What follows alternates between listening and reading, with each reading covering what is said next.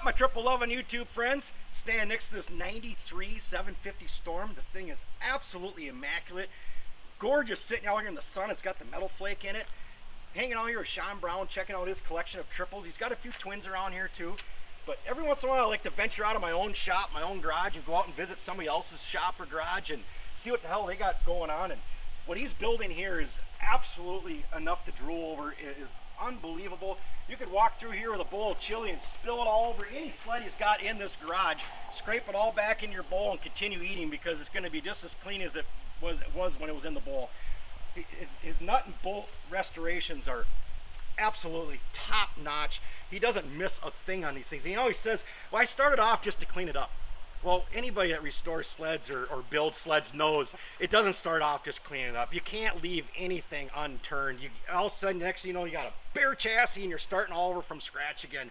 But I'm gonna let Shawn go down the line of his sleds here. Every one of them is absolutely immaculate. You can't appreciate them unless you're standing right next to them. And I've seen so many pictures of Shawn's sleds, and now that I'm standing by, I can just understand the quality of builds that he has here. But I'll let him explain each sled. We'll fire them up so you guys can all hear him run and stuff. But let's just start over here, Shawn. This thing is absolutely beautiful. But let's start on this one over here. The pipes are incredible on it, and let's hear about what you did.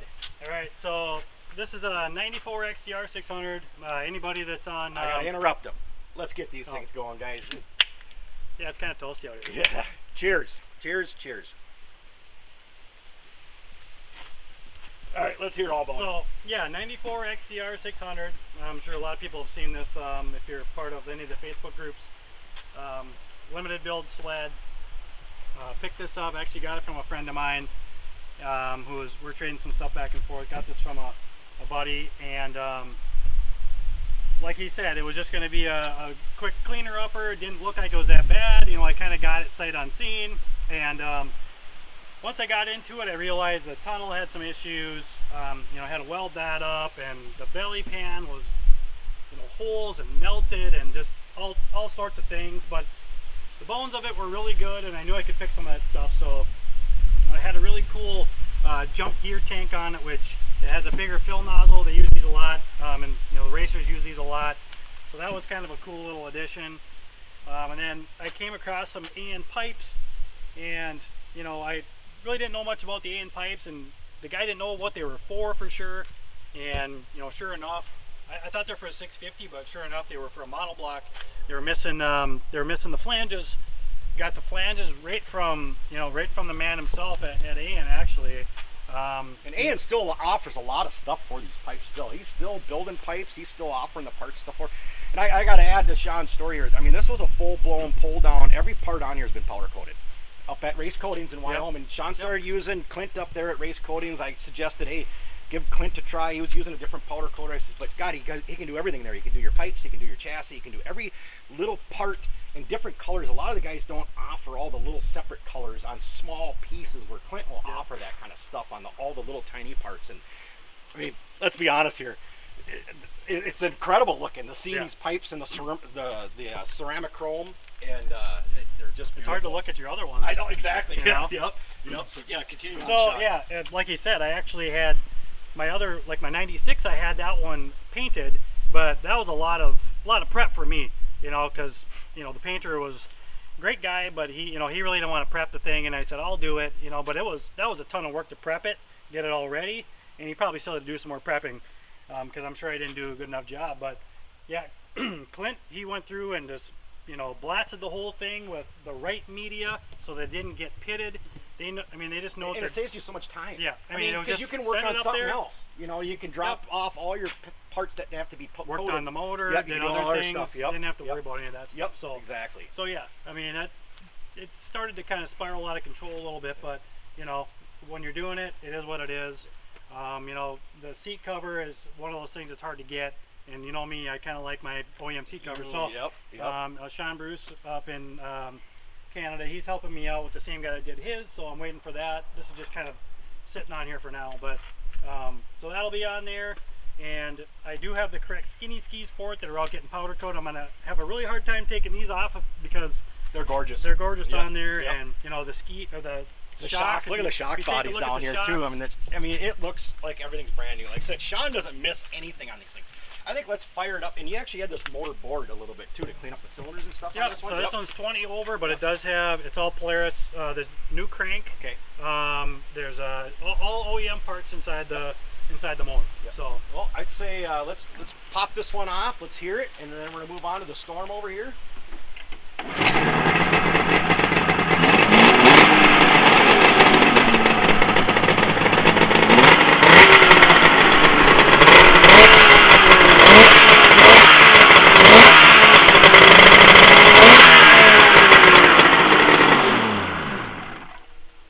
It sounds absolutely incredible, and it's a brand new engine. I mean, that's what a couple times you've only fired this. Yeah. So it sounds absolutely amazing. Let's talk about this 93 Storm 750.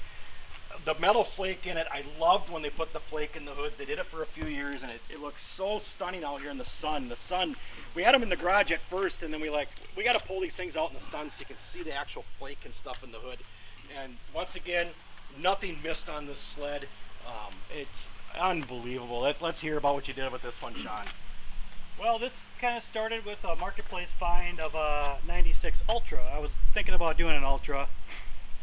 Saw the sled, started heading down to southern Minnesota somewhere.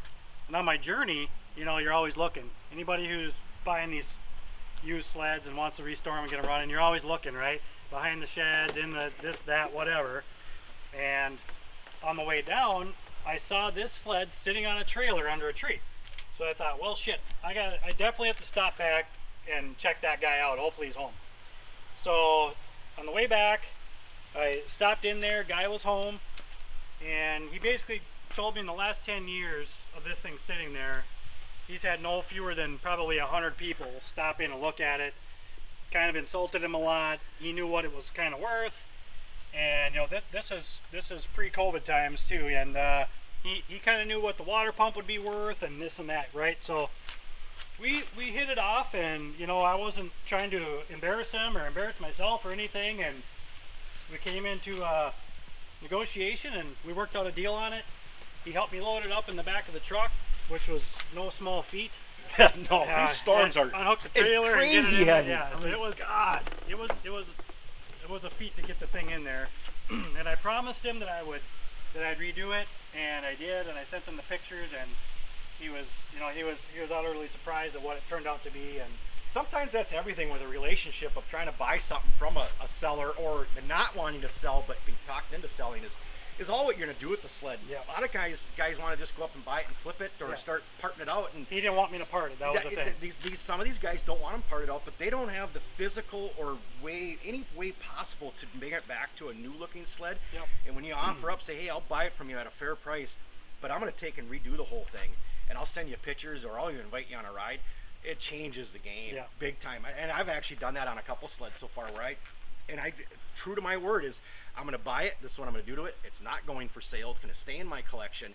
And if we can agree on a reasonable price, because that's what the end result is going to be, totally changes everything. You know, but the guys that want to buy it and just strip it down to nothing, a lot of times people that aren't actually selling something would never sell it for something like that. You know, and this was kind of like my first real restoration, and you know, I learned a lot on this one. There's some things I would change, but there's a lot of things I wouldn't change, because it is what it is, you know. So it's just a cool piece. It looks awesome sitting here. There's a couple little things, of course, but you know, it's a 93. Well, it's amazing. So, I got to hear it. I mean, I got to hear this thing.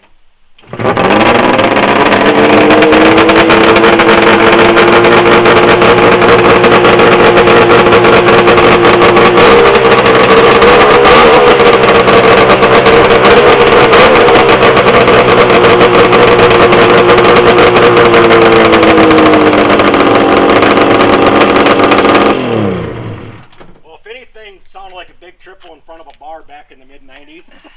It was a Storm, because when these things fired up, everybody stopped what the hell they were doing to figure out what the hell was going on, because these had a unique sound. Yeah, this is just stock pipes, because I've heard from a lot of people that the stock pipes perform really well.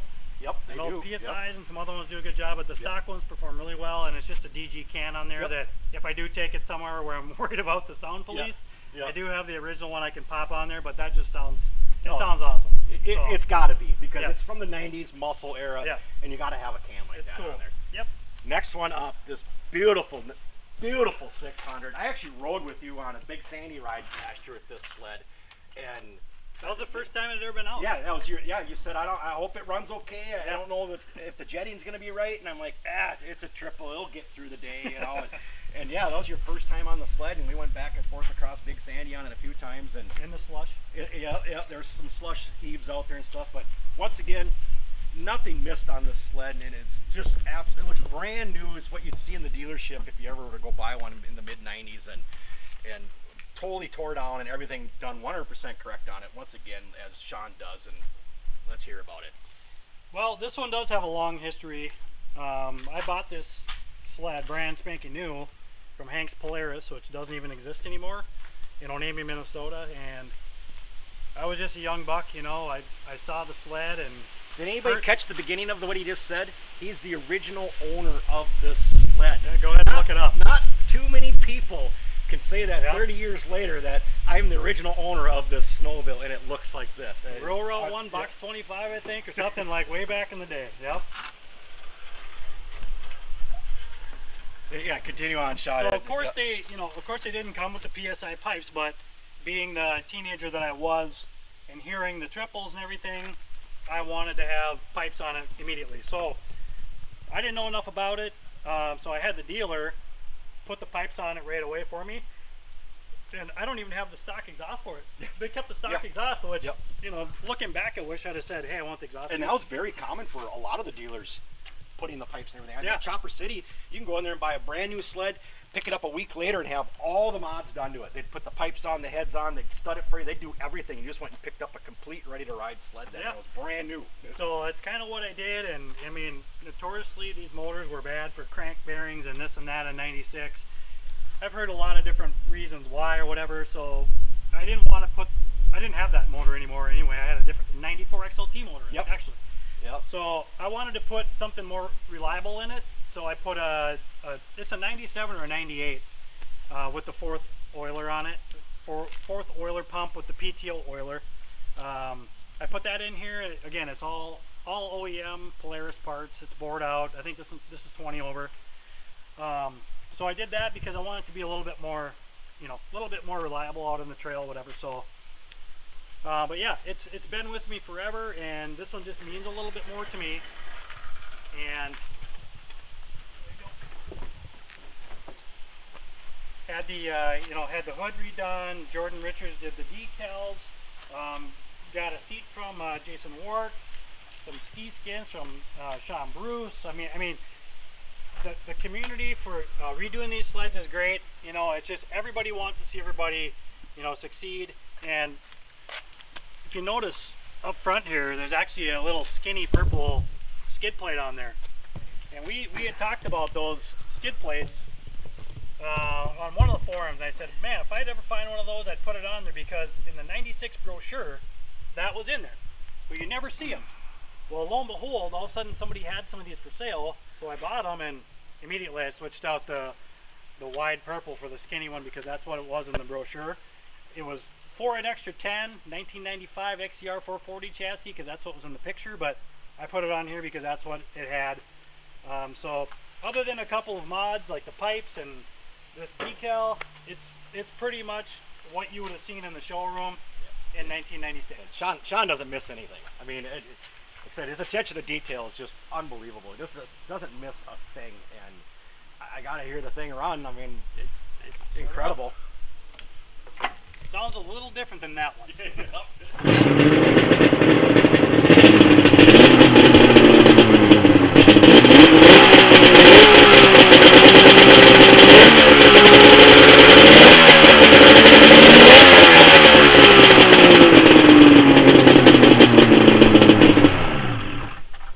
Tell you what, guys, I am so glad that I drove the hour south to come down here and see Shawn's sleds that he's personally hand built. Every one of these things sitting here, other than this twin back here, we did a whole different video about that. We're here today to talk about these triples, and absolutely amazing. Shawn, the work and the quality of your craftsmanship is top notch. And anytime Shawn puts any pictures on Facebook, it about blows up the internet, because I mean everybody's always waiting for a update build or update picture of any of Shawn's builds, and they're just incredible. So thanks. All right, thank you. Cheers.